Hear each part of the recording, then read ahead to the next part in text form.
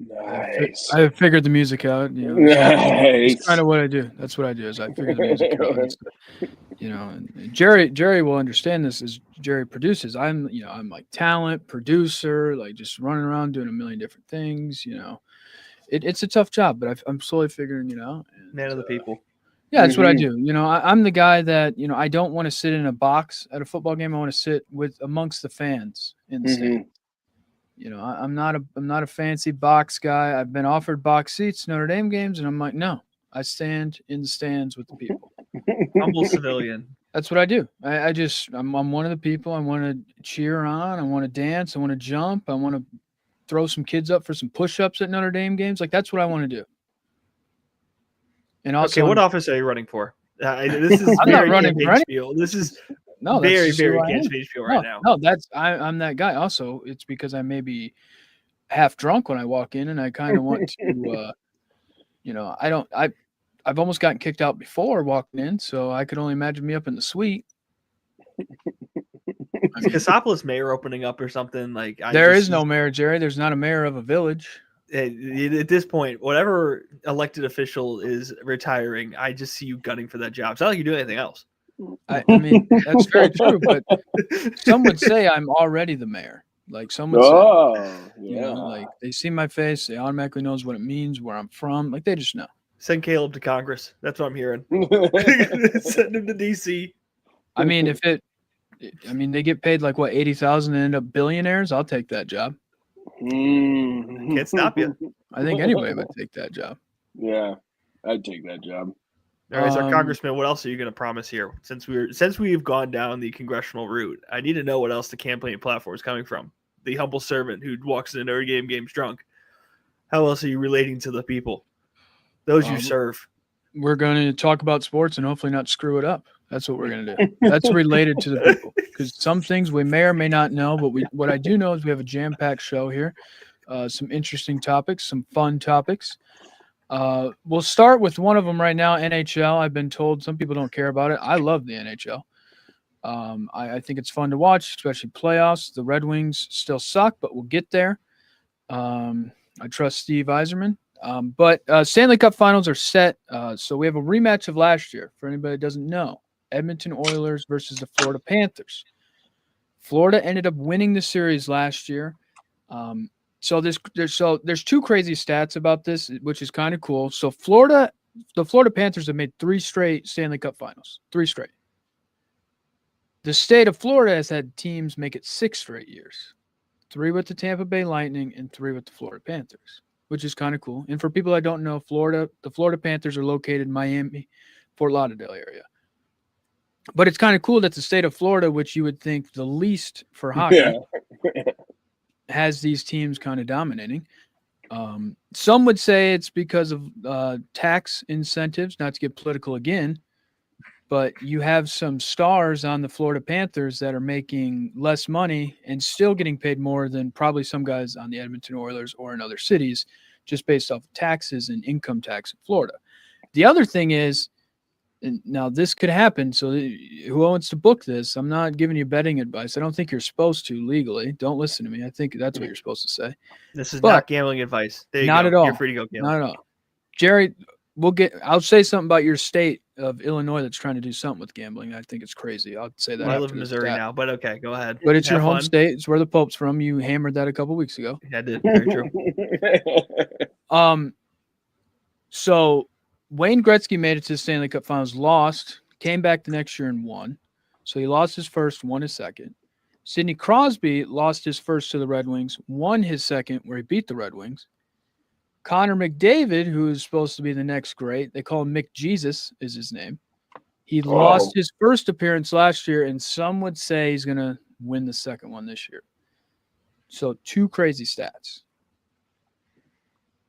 Oilers, would've and thought? this is such a weird series, dude. Like, I think it boils down pretty simply to you have the deepest team in the NHL, which is Florida. They've consistently shown that. They steamrolled Carolina. You know, at least let them win one game to drop that pitiful streak of not Yeah, they winning a sat conference like series. everybody on their team. Yeah, but so thank God Carolina doesn't say we haven't won a conference like finals game since like 06.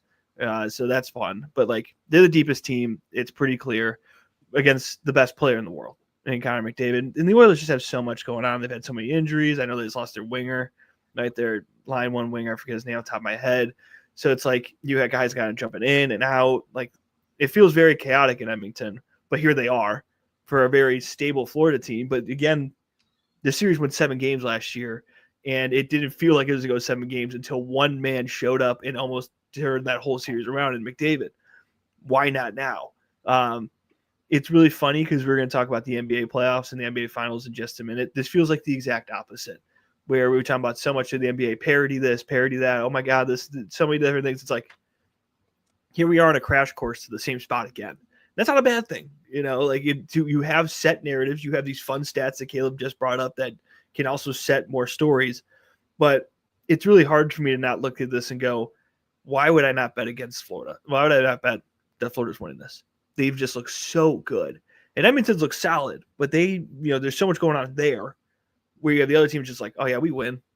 We've had no problems this whole playoffs. We've been quietly fantastic. Not too many struggles.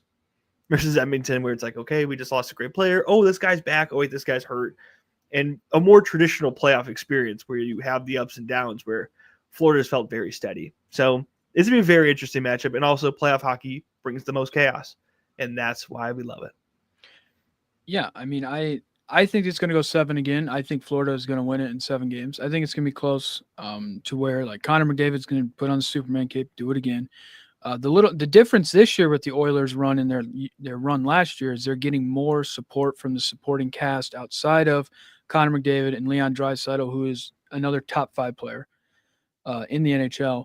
So it will be interesting to see, but I think Florida ends up winning it in 7 just because of the talent. I mean, Brad Marchand, who is a Hall of Famer, Seth Jones, who's borderline Hall of Fame, like they just added them at the deadline to go with this good team. I think it's going to be fun. It's going to be interesting, but I do not think Mick Jesus, as some would say, wins his second one. I think it's going to take him a little bit longer because Florida's just, I mean, They're too deep.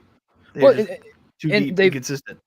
You've been there 3 straight years with the team you had, and then you continue to add on to it. Like, it's crazy.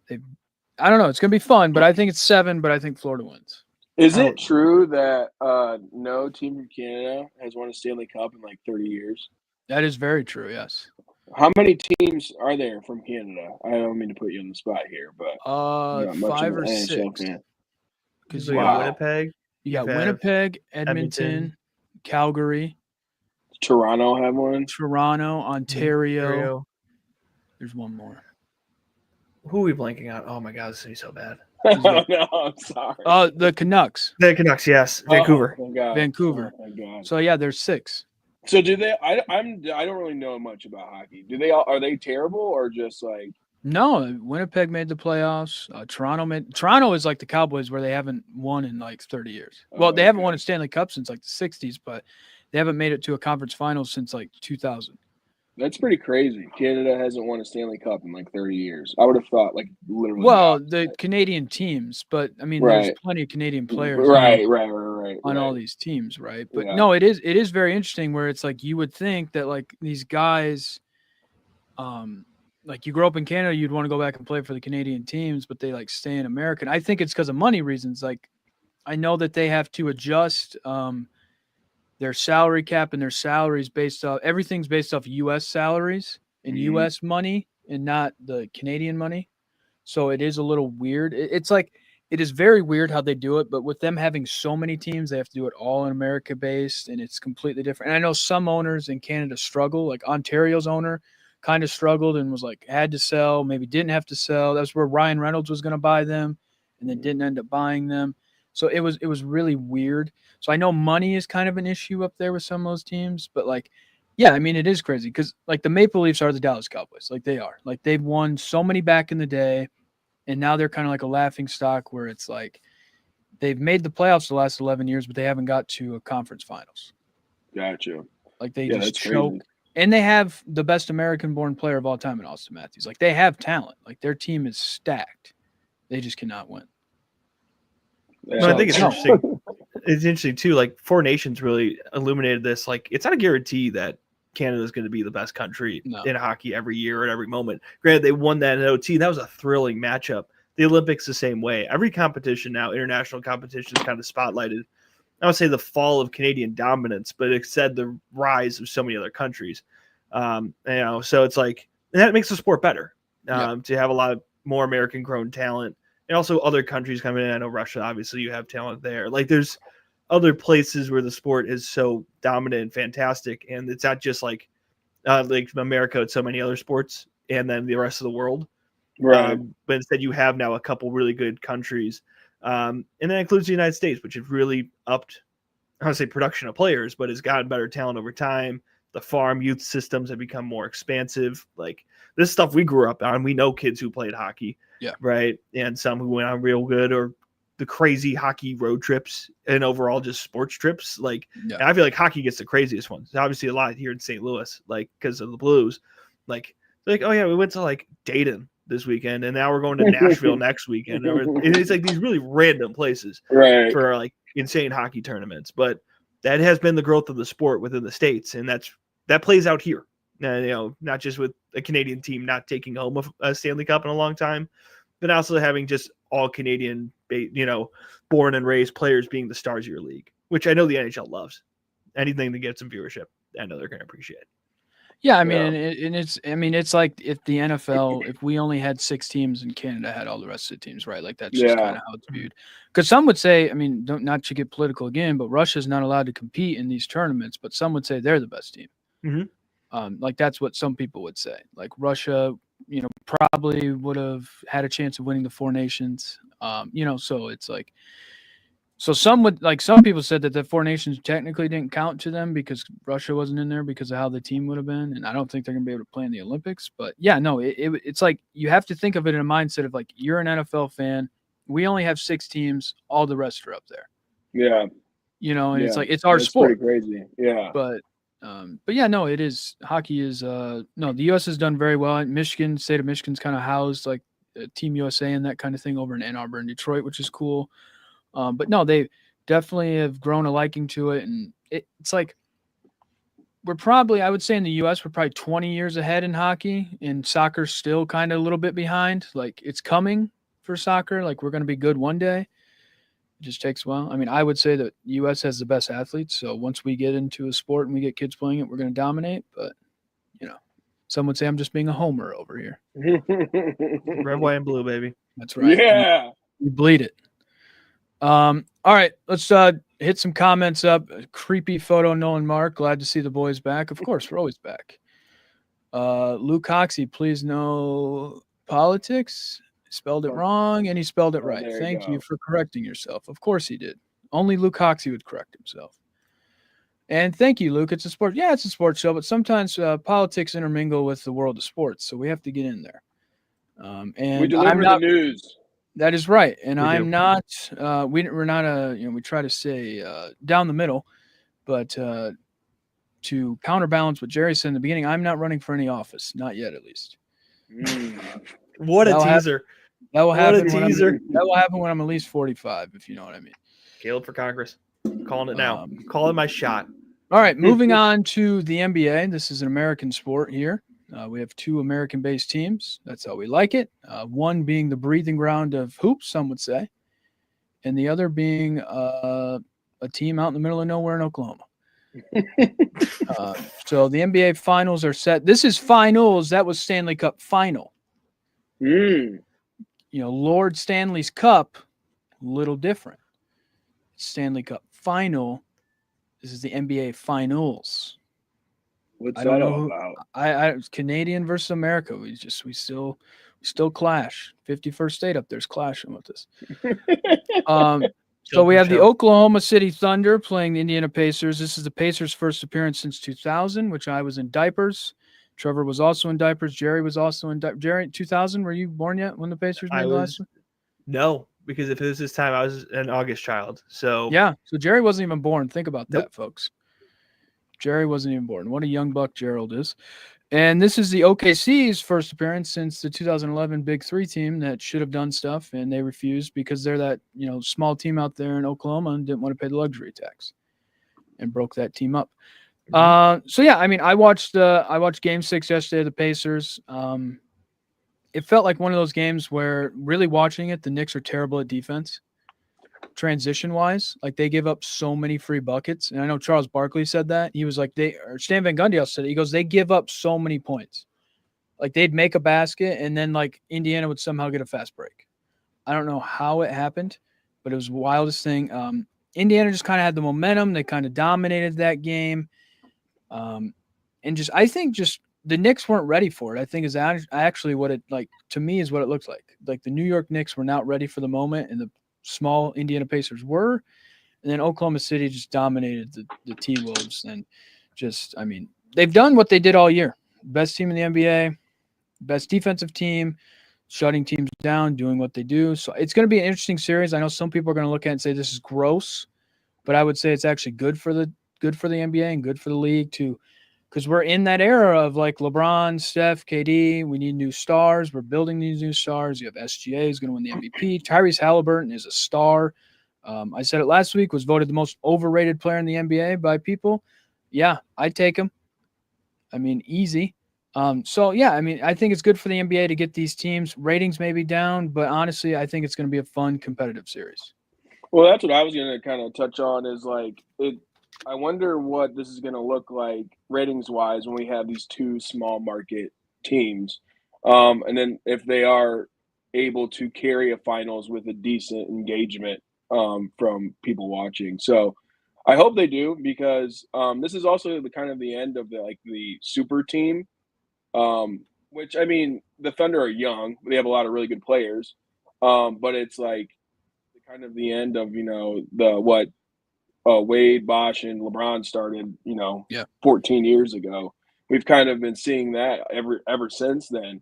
I mean, even if you look at the Celtics, that team was loaded last year. So, yeah, I'm wondering if they can carry the NBA Finals, get a lot of people watching, and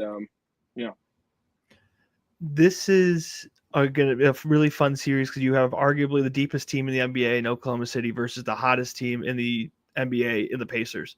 Because we talked about how New York just seemed like not ready and we're giving up so many fast break points. That's just Pacer basketball all year at its best, where they play fast, they run and gun, and when it works, they could beat anybody. Hence why they're here. Hence why at every moment they've looked like the better team in every series. I don't want to take away from this team that was right, 5th in the East.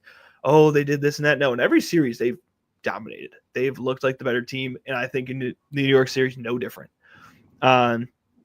There's a lot of great matchups here, right? You have Shai Gilgeous-Alexander, Halliburton, Pascal Siakam versus Chet Holmgren. Those are your 2 stars, right? But earlier when we were talking about the NHL, right, they were talking about a repeat finals between 2 teams, or final. My apologies. It's final. Final. Lord Stanley's going to shun you for that. Fair not. I already got my 3 cups of the Blackhawks fan. I'm good for life. But it's really interesting because this is what Adam Silver in the NBA wanted to have happen. This is going to be the 7th straight year you have a different finals winner, which a lot of people complained about during the super team era, and rightfully so. We know the same teams are going to be here. It doesn't really matter until you get to the finals. Then you watch Steph Curry and LeBron, which we did for like 5 straight years. It was fun, but we kept doing it, right? So you change salary cap rules where it was way harsher penalties for the further over you went to the salary cap. Now you have to make decisions on who you want to keep. Both of these stars are on younger deals or even rookie deals. And a lot of the players around them are on vet minimums or these very like weird contracts that aren't the big super max, right? Those now take a real dent into your payroll. That's what gets us here. And now when we get here, you have a real clash of styles. You have a team that is very good defensively and very deep that probably can't stop the fast Indiana Pacers that keep running, keep going every 5 seconds. It's almost like watching the Suns back in the day, 7 seconds or less under D'Antonio, right? But you know who's hitting their shots? Indiana. They're shooting 40% from 3, 50% field goal percentage. Last team to do that was the 2014 Spurs, who absolutely wiped the floor with the Heat. That was the super team Heat. This is yes, it's maybe not the most intriguing big market matchup, right? Like David Stern sitting in his grave saying we would have got in New York in the finals no matter what, right? But everything else about this is a lot of fun, and it does signal the next generation. Like this may not be the most watched finals. I guarantee you the most social media clips though will come out of this because this is a generation, some more of like our generation, even younger, are getting into this game like this. Like Shai Gilgeous-Alexander is wildly popular, not for us, but maybe a couple years younger than us. Everyone's getting fouls nowadays in AAU ball, right? Like same thing with Tyrese Halliburton. People are gonna be like, "Oh my!" The kids younger than us are gonna be like, "He did the choke." Oh my God, we're gonna go. That's Reggie Miller. That's the evolution of the game in front of us. We are watching the next generation take mantle, and also both these teams, it's not a guarantee they get back here next year, 2 years, 3 years. That core in Indiana has a bunch of free agents, especially Miles Turner. He's going to want money. The core in OKC, young, but at a certain point, they're going to want money too. Like that's what makes this so interesting. Is this isn't Moneyball necessarily. We didn't get Billy Bean, but all the rules made years ago, so you didn't have the same finals matchup every 5 years, are working. Now, if the ratings go down, was it worth it? Who knows, right? But the rules worked. And now you have a finals matchup that I think will be very fun on the court and should go to 7 games. Like this, I could see either team pulling this off. OKC's, I think you're safer bet. Not gambling advice, obviously. But it's illegal. It is. This will be fun. This will be a lot of fun. No, I think it will be. And so there's 2 things. I know Brian Windhorst talks about all the time. Like I feel like he's like the guy, and I know he has that funny meme where he's like, this is what's going on, blah, blah, blah. But he talks about there's this apron thing in the NBA now with salaries and how it is so much harder to get a third big salary. You kind of have to have 2 big salaries or 2 decent size and build a team around it. So you see teams like the Thunder are kind of built that way. The Pacers are kind of built that way where like Siakam's paid a lot and everybody else is kind of built around it. So you don't have these super teams as much. But the thing with the ratings is like the NBA doesn't care about ratings. They proved that when everybody was talking about their ratings and having issues at the beginning of the year. The NBA is not driven by that, I don't think, anymore. They're driven by the social clips. Like Jerry said, they're driven by like, okay, you get, 20 million people to watch your game or whatever weekly. Like we get 1 billion views on Twitter. Like that's what they care about. So that's going to happen regardless. It's shorter form content. That's what the NBA is going. Like the NBA is they may win in the long run when it comes to the ratings thing based off of that. So I don't think they really care anymore. And I think it proves that because they've in their CBA have built the things around like, hey, we don't really want super teams, only 2 big salaries. We did the 3 big salary thing. We don't want that anymore. But the other thing too is as much as people complain about super teams, we want the super teams. Like we want to watch LeBron versus Steph Curry, right? Like you want to watch those super teams. Like it goes back to when we talked about during March Madness. Like we love the Cinderella, but then we want the big boys at the end. So that's, I think, going to be interesting is as much as people complain about some super teams sometimes, you're going to hear that. But look, this is going to be a good series. Let's get to some comments here. Caleb wouldn't have said it, but yeah, of course. I mean, I know what I'm doing. This is why I have the show and I bring people on to talk. Picks and how many games need a FanDuel play? Well, we're not sponsored by anybody, so I'll take that down real quick. And we do not give out gambling advice. Luke Coxey here, I will not show that because I don't know what's going on. But R.I.P. to your granny, Luke Coxey. You do shots for your grandma. That's great. Yeah, do some shots for grandma. R.I.P. to her. But I'll give my pick. I think we all should give our picks, not gambling advice. I think this goes 6 games. I think the Thunder win it. Just believe in them. And SGA, Finals MVP. I'll stay with you. I'll take the Thunder, but it goes to 7. This is one of those series that could see being very home dominant. Both these teams have great home atmospheres. We've seen it throughout the playoffs. They have 2 very rabid fan bases. Again, in 49 other states, it's just basketball. Oklahoma City in return has embraced the Thunder ever since they've shown up. And during those terrible years, they were still in full droves. They have a lot of respect, but it's really hard for me to pick against the hot hand. So I'm going to give it all 7, but you give Oklahoma City, they have enough depth to keep up with the really fast play and fast pace that has made Indiana so successful. Yeah, I think the Thunder are just too deep. They're too good. I'm going to pick them, but I'm going to have them go or win in Game 7 too. Yeah, I mean, I think it's going to be competitive. I will say Jerry was the only one on the Pacers when we picked him in the Eastern Conference Finals. I thought the Knicks were going to be here. Trevor thought the Knicks were going to be here, and Jerry rode with the Pacers. He looks like a smart man now. You should have listened to Jerry. That's not gambling advice. You should have just listened to Jerry. Like, he clearly knows what he's talking about. Game 1 for that is Thursday, so that'll be interesting. ESPN and ABC, and something that is also moving to ESPN and ABC, but also went off the air last night. The NBA on TNT. Let me get some. Here we go. Started in 1989. That is a long time ago. That's when my dad graduated high school. A long time ago. That's how I base that. It was last year their NBA contract.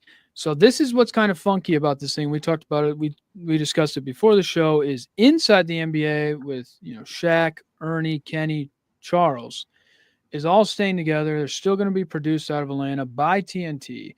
It's just now going to be on ESPN and ABC. We'll see how much they try to change it. They basically last night when they went off the air, all of them were basically like, look, we're coming there to wreck it up. Basically, I think was to them telling ESPN and ABC, don't mess with our show. We don't want you to touch it. Just put us on the air and we're going to do our thing, which I think is great. But there is, I know Reggie, who called the game last night, is going to NBC. So it's like everybody else is kind of going their separate ways when it comes to basketball there. But it is end of an era. Like when I think of NBA and childhood and watching basketball and, you remember the TNT games. I remember the All-Star games. I remember, the slam dunk contests, everything about it, just, being engrossed around TNT and the characters that they had. I mean, it's going to suck to see it go, but, now people are getting back the generation before us with the NBC stuff and, the NBA, which was really big. Our era was TNT, and now we're going back to NBC. So hopefully Round Bottom Rock or whatever the hell they call that song can pick it up and roll. I think what I hate to see happen, which already happened in the NFL, with these games that are like just on Amazon Prime or just on Peacock. That's probably going to happen with the NBA. I hate it so much. I don't know why you don't make all these games accessible as possible to everyone. But I could see that happening with like once a week, there's an NBA game that's just on Amazon Prime, and you have to have Amazon Prime to watch this game. I think it's the dumbest thing in the world. The NFL already does it. I hate it, but I could see this happening with the NBA. Yeah, I think they do have a contract now with Amazon. Okay, yeah. I think they were renewed with ESPN/ABC, NBC, and then I think Amazon picked them up, which NBC will also be NBC/Peacock. So it'll be interesting to see how many games are on Peacock. Yeah. Are they Peacock exclusive or just probably? So I think that's what's going to – but no, I do agree real quick before Jerry goes. I do agree with that's why I think the NFL sometimes rules when it comes to ratings is they try to make all their games on local, like NBC, CBS, and Fox. Like ESPN would get way more viewers on Monday night if they switched everything to ABC instead of ESPN, but they still have to build hey, we need you to have an ESPN subscription. But I think that's why the Super Bowl is watched by so many people is because It's on local channels every year. So no, you would think they'd go to that, but they get paid so much from these streaming services where it doesn't matter how many people watch, they get paid regardless. And sports is the only thing that makes money in television. Yeah, it's Trust me. true. I know. So TNT just got outbid. This is, this is capitalism at its finest. Like, this is what you're getting down to. NBC has very much gone back into sports games. This is not the only major sport. You guys all know, right? The Big Ten is also on NBC now for football and other sports, has Peacock exclusives for basketball, etc. This is the route that a lot of sports will take. The NFL, right? Obviously, also with Amazon, they've also moved games to different places and spots here and there. It's where the money goes because this is the one thing that will get you to get Peacock, and then you keep Peacock because you don't feel like you're not paying for it for 3 months and trying to renew it later when you want to watch the one team you want to watch, right? Like, you guys are in Notre Dame land. You know this better than anybody. They're the team that knows how to shop around their rights, get as much money as possible, or have exclusivity, which they had on NBC for all these years. And then they got put on the Peacock for a game a year. It'll be good to see the crew stick together, at least the inside the NBA team. That's one of those things that feels like it has to stay along and stay around because it does the things the NBA wants, which is it's a solid NBA pregame, postgame, halftime show. It does all the social media clips and social viral things we've talked about, right? You can make tons of TikToks, and they do Twitter clips when Shaq and Charles Barkley do something dumb, or when Kenny Smith falls trying to get to the monitor, whatever. Or when Shaq almost poops his pants and pulled Trevor Bruins last week. Yeah, it's great. The amount of clips that people have been posting about the NBA on TNT leaving and their favorite moments, right? Like, and there's so many different ones.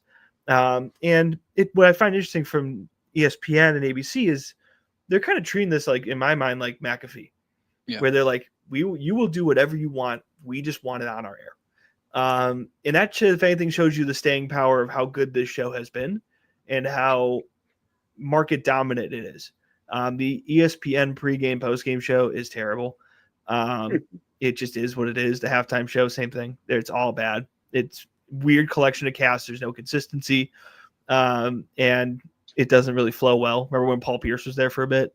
Exactly. Like, well, he was until he was, seen on video with a bunch of hookers. But I mean, it is all these guys there that are still together as a group. They've congealed together and they work together. And other pregame and postgame shows have tried to model the NBA on TNT. And I think that's the greatest thing. Like, I know you guys aren't soccer heads, but the CBS soccer crew right now is like the soccer version of this, where you have former pros, a guy like Thierry Henry, like Shaq, which is very accomplished, multi-time champion, one of the best at the sport.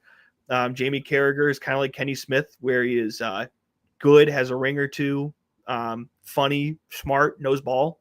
Micah Richards, Charles Barkley, your wild card. Like, there are more shows that are trying to build like this because of how successful it's been. So it's sad to see it go. I think this really does hurt TNT long-term. This is the one thing they had left sports-wise. Now they're kind of picking up weird random sports at random moments, like they had tennis. Yeah, they have tennis now. I know they won in on the NHL. I know they'll have like the Stanley Cup Finals. They've won in on that. Yeah, weird. I think they want to get into college football eventually. They did, I think, a little bit. Like, they've had a game or two. They'll get like the weird ACC game because those are like on the CW now too. Like, pick your poison. But it's good to see it together. And Ernie Johnson said this really well when he was wrapping everything up. There are so many people, not just in front of the camera, but behind, that are staying within the basketball TV world because on their resumes, NBA and TNT. So it's tough to see that go. I'm not going to give us the broadcast crew. Kevin Harlan's going to find a job. I'm not worried about him. And he's fantastic. But it's like, this is going to happen in every sport. I think NFL is going to be the same way in a different, like, they'll set the trend. As you said, Caleb, they're kind of like the winners here, but they'll set the trend on what the next TV rights deal looks like. Then it'll happen in college football. Then it'll happen in basketball. And then every sport will follow. I'm really just curious long-term what it looks like for local broadcasts. Because, yes, the big ones are here, but what happens when the Nuggets are real good and no one can watch the Nuggets because of Denver's weird TV deal and all that? Those are the dominoes I get more curious about because, as we were talking about, Trev, why not just make it easy to watch the games? I think we're kind of going back to that. More and more people are like, I don't want to buy FanDuel plus to watch a 500 basketball team, baseball team. I talk about Illinois, which you're going to make fun of in a bit, Caleb. like Chicago Sports Network is not carried by the largest carrier in the state and in the city in Comcast. It's like, okay, so why would we watch the Bulls or the White Sox? So those are the things I'm very curious about long term. The crew will still be here. They'll just have an ESPN flag or whatever. So sad to see one era go, but at least not all of it's going away. No, I mean, yeah. This is, a bigger picture long term with because I know the biggest thing too with sports and TV is the blackouts. Everybody hates that, like local wise. It's like, I know if there's like a national game, say for us, say like the Red Wings are playing on NHL Network, and I go to watch it on NHL Network, it's blacked out. You can't watch that game. It's really weird how they've kind of done the whole local sports model. It is goofy. It's weird, but yeah, no. I mean, inside the NBA staying together. I think that, they wanted that from the beginning. Charles Barkley just re-signed his contract with TNT like 2 years ago. It's like 10-year deal. So it was either like, hey, you either let me out of this deal or I stay with you because we want to use you for other things as well. Because realistically, you think about it, if you lose these guys to TNT, you don't have them for March Madness. They're not there. You don't have them breaking down pre, halftime, and post those games as well. And I think TNT saw that because that deal is kind of like the Masters with CBS, where it's going to be there forever. So you're like, I don't want to lose them there, and you just don't want to lose those mega stars. But it's interesting too because NBC, it feels like they may gobble up everything. Like they may pick up baseball. People are saying with MLB, with ESPN getting rid of that. So I think some of these, and like Jerry said, this is where sports is kind of the only thing for live TV anymore. It's pretty much what anybody watches anymore.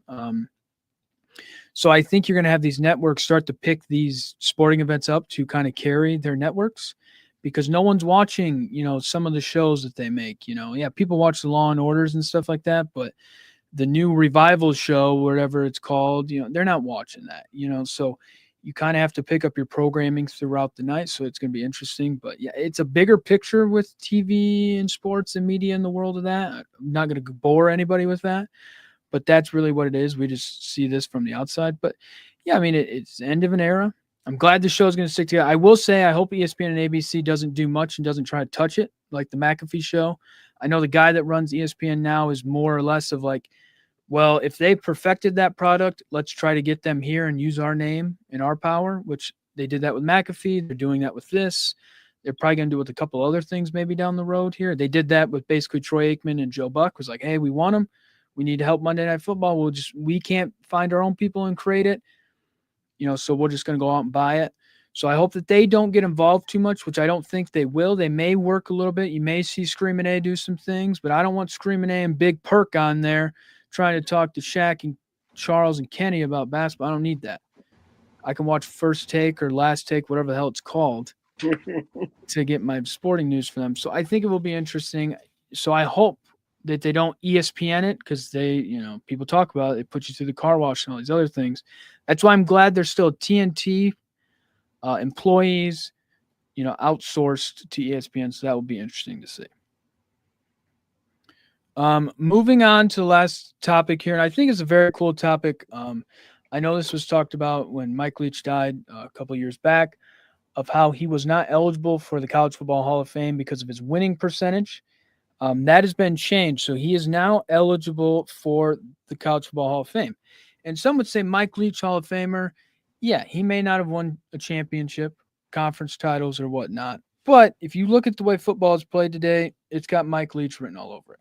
So the criteria originally was you needed 60% winning percentage to be an eligible Hall of Fame coach. Mike Leach had 596 percentage, so 59.6 percentage. The new rule is now 0.595%, basically the Mike Leach rule, which then now is able to put him in as eligible for the Hall of Fame. It's also interesting because this also now allows coaches like Les Miles and Rich Rodriguez to now be Hall of Fame eligible. So Les Miles won a championship at LSU. Rich Rod was at West Virginia, destroyed Michigan, which was great, and now back at West Virginia. But this all starts in 2027. But I just thought it was cool that Mike Leach is now going to be, he's now his legacy. As my headphone keeps falling out here, live TV.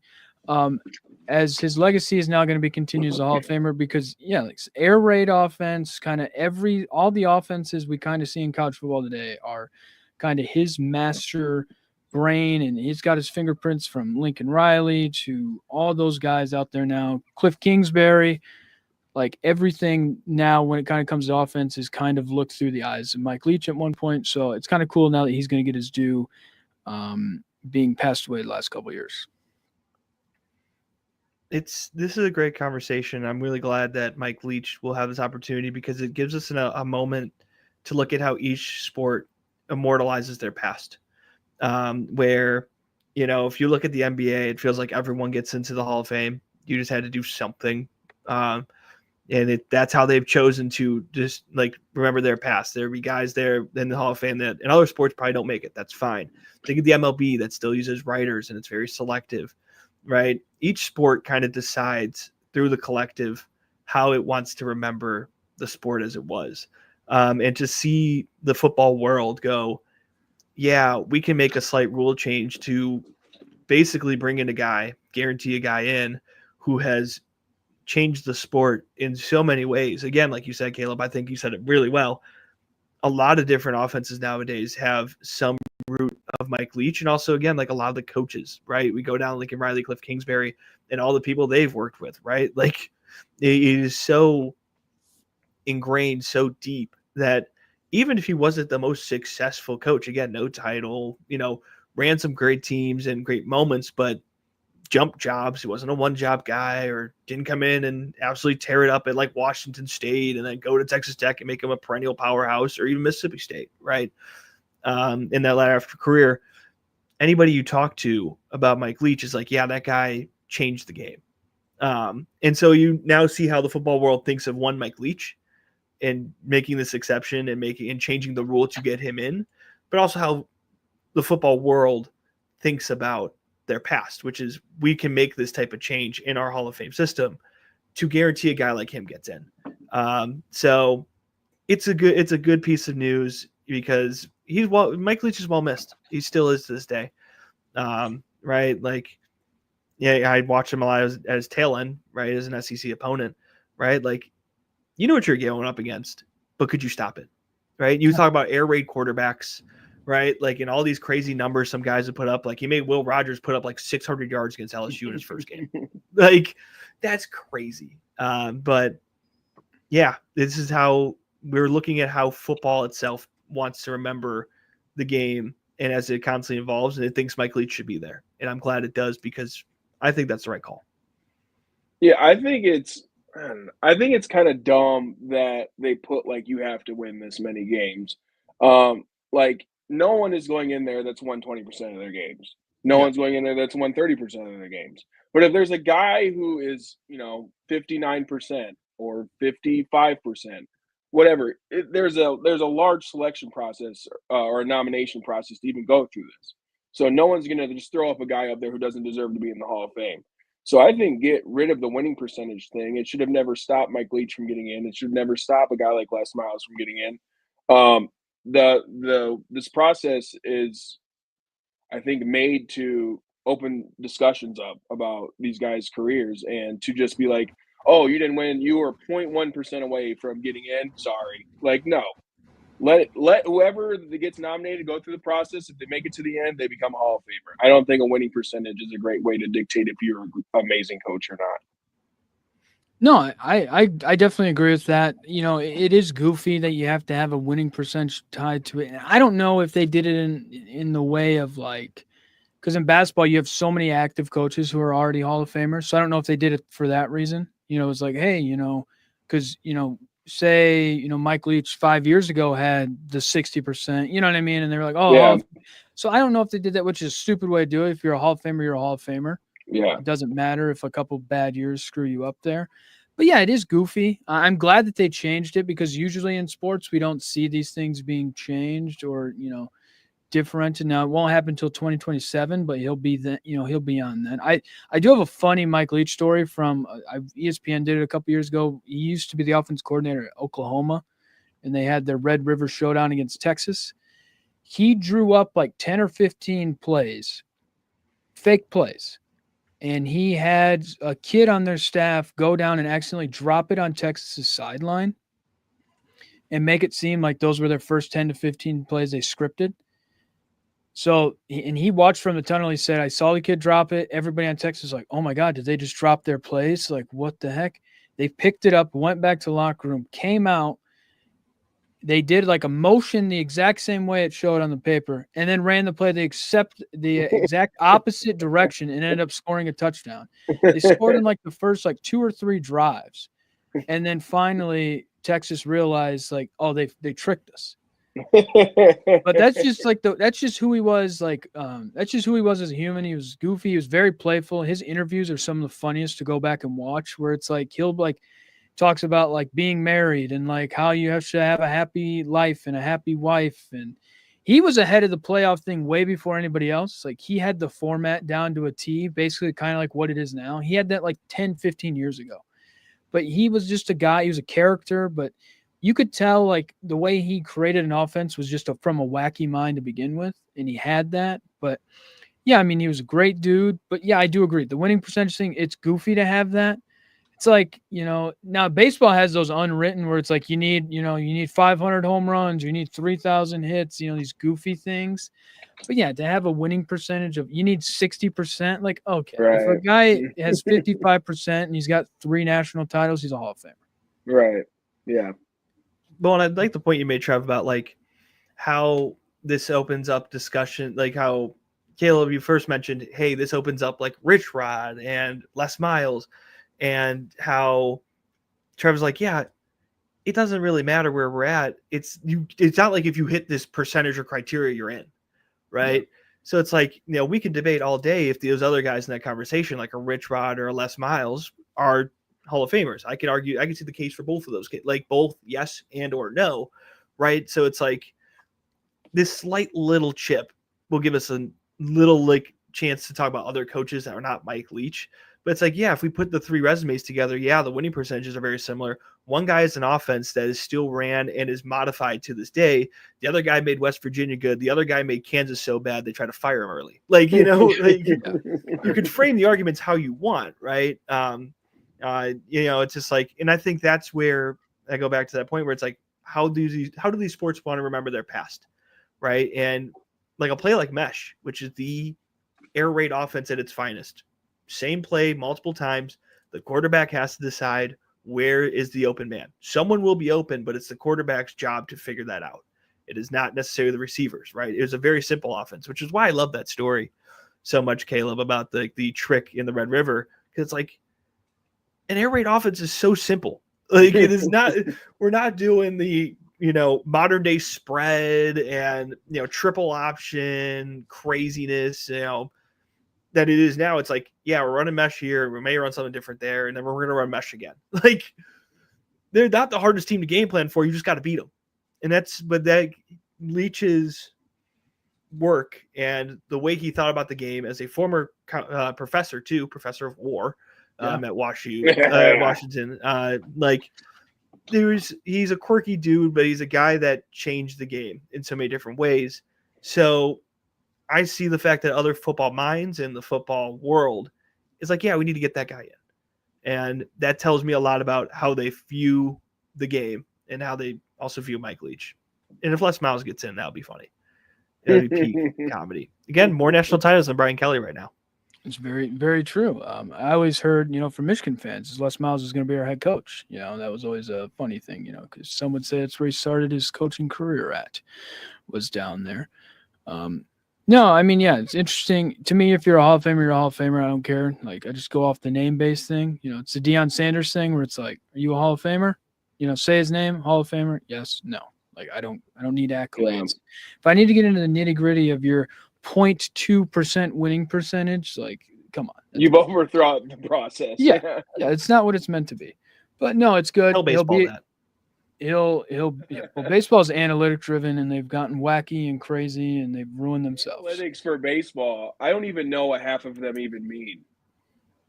Like, when they breaks down stats into certain categories, I don't even know what they're talking about. Well, they have WAR, wins above replacement. It takes your batting and your hitting and your fielding and everything into how well do you run the bases, and it's basically a stat that I think, which is it's not a terrible stat, but I think it was a stat to compare eras, more or less with like WAR. So it's not a terrible stat because it was like I think people were trying to prove that like Babe Ruth was still one of the best baseball players because his WAR is still so high. It's a goofy thing. I think stuff like that. It's yet again Babe Ruth, great baseball player. I don't need to know what his WAR was. Algebra. Yeah, They made it like algebra. yeah. You start to lose people. We have comments talking about something. yards, John, yeah. anybody know what the John Park case is? I mean, sports show. John Port, he's brain rotting us. Yeah, like I don't. Yeah, look at that picture. That's Nolan Mark after he creepily gets people slayed away. Our true weekly recurring segment. Yeah, I mean that's one thing that's going to be there always, forever and always, forever and ever, forever and ever. Amen. No, that's just going to do it. Trevor was with us the entire time. Didn't poop your pants today. That's good. No, yeah, I haven't eaten in 6 days. Comments are getting flooded with goofy stuff. Not even going to look into it. Weirdo kids trying to be weirdos. Appreciate the view and the comment, but quit being weird. 6 days you haven't eaten. That's crazy. Yeah, in preparation for the show. That's good. I'm glad. Glad the 15-minute show. Well, the MRE helped. Yeah, so Jerry, just quickly, I haven't filmed the video yet, but we filmed eating the MREs. You know what that is? The military meals. So me, Trevor, and Jonathan did that on Memorial Day because we wanted to represent our troops. So basically, we enlisted in the military meals for the day. That video will probably come out sometime this next week. I have to edit it still, but pretty gross. Pretty gross. Yeah, it was crazy. But could have been worse. The last meal that I had was rough, but we won't spoil the video. No, I won't spoil it, but it was basically just think of like a suicide. I probably can't say that, but suicide when you went to McDonald's back in the day. Jesus Christ. Like that's what that was. As soon as it came out of my mouth, I realized I probably am not allowed to say that anymore. Combination. When you used to go to McDonald's and you used to, hey, different era. I say that McDonald's, MRE. I say that we were probably the last age group of kids that had bullying, I would say. I mean, that's what I would say. So that word was like normal back in the day, and we didn't use it for what they use it for now. Like it was something else. What a U-turn. What a U-turn. That was one of those things where like as soon as it came out of my mouth, I thought I probably shouldn't have said that. You're like, I should have killed it. Oh yeah, there you go. Yeah. But no, I don't think we have anything else to discuss. We will have finals games from Stanley Cup Final and the NBA Finals that we will talk about next week, and anything else that happens in the world of sports, pop culture. We may try to figure out the John Park or John Port case. Don't know much about it. If you would like to keep us updated, Riley, that would be interesting. But this is a sports show. We don't get political. We try not to be. We try to be down the middle and do what we do.